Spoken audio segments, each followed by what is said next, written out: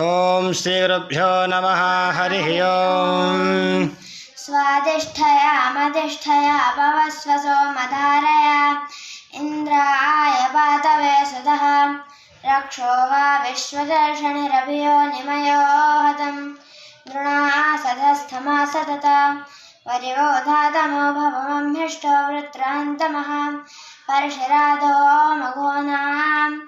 अभ्यर्षमहानाम् देवानां वेदिमन्थसा अभिवादमुतः श्रवाः त्वामच्छातरामसदतीर्थं दिवे दिवे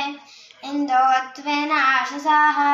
पुनातते परश्रुतं सोमं सूर्यस्य दुहिता वारेण शश्वतातना तमीमन्वे समर्या गृह्णन्ति गोषणो दशा स्वसारः पार्ये दिवि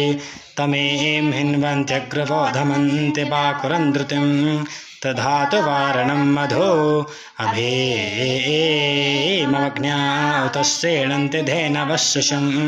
सोममिन्द्राय पातवे अस्येदिन्द्रो मतेष्वा विश्वावित्राणि जिघ्नते शूरो मघा च मुह्मते पवस्वदेव वीरति पवित्रं सोमरं ह्या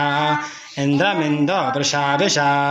आवच्य स्वमहेप्सरो वृषेन्दो द्युम्नवत्तमः